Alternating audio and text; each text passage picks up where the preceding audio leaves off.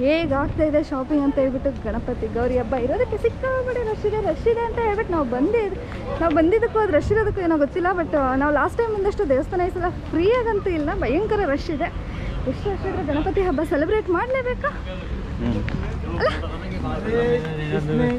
So ಎಷ್ಟು rush ಇದ್ರೆ ಗಣಪತಿ ಹಬ್ಬ ಸೆಲೆಬ್ರೇಟ್ ಮಾಡಬೇಕು. ಬಟ್ ರಶ್ ಇದ್ದಿದ್ದರಿಂದ ನಾನು ಯಾವ ಶಾಪಲ್ಲೂ ನಿಂತ್ಕೊಂಡು ಮಾತಾಡೋಕ್ಕೂ ಆಗಿಲ್ಲ. ಲಾಸ್ಟ್ ಟೈಮೆಲ್ಲ ಶಾಪ್ ತೋರಿಸ್ತಿದ್ದೆ, ಹಾಗೆ ಈ ಸಲ ಜಸ್ಟ್ ಹಾಗೆ ಒಂದು ಕ್ವಿಕ್ ವಿಸಿಟ್ ಆಯಿತು.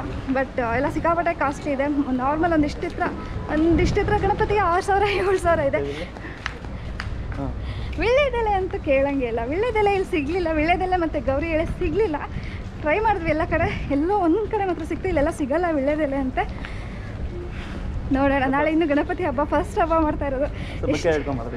ಫಸ್ಟ್ ಹಬ್ಬ ಮಾಡ್ತಿರೋದು ಗಣಪತಿ ಹಬ್ಬ, ಎಷ್ಟು ಚೆನ್ನಾಗಿ ಬರುತ್ತೆ ಅಂತ ಹೇಳ್ಬಿಟ್ಟು. ಸೊ ನೋಡಿದ್ರಲ್ಲ ಹೇಗಾಯಿತು ಶಾಪಿಂಗ್ ಅಂತ ಹೇಳ್ಬಿಟ್ಟು. ಸಿಕ್ಕಾದ್ರೆ ಭರ್ಜರಿಯಾಗಿ ಮಾಡಿದ್ದೀವಿ ಗಣಪತಿಗೆ. ಇವತ್ತು ಗಣಪತಿ ತೊಗೊಂಡ್ವಿ, ಗೌರಿ ಸಿಗಲಿಲ್ಲ ಎಲ್ಲೂ ಇವತ್ತು.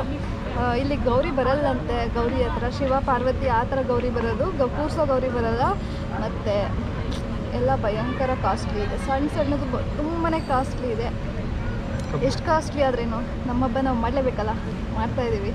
ನಾಳೆ ಇನ್ನೂ ಚೆನ್ನಾಗಿರುತ್ತೆ ಹಬ್ಬ. ಇವತ್ತು ಜಸ್ಟ್ ಹಾಗೆ ಸಣ್ಣದಾಗಿ ಶಾಪಿಂಗ್ ಮಾಡಿದ್ದೀವಿ. ಬಾಳೆ ಎಲೆ ಎಲ್ಲ ತಂದಿದ್ವಿ. ಸ್ವಲ್ಪ ಭಯಂಕರ ಜನ ಇದ್ದಾರೆ.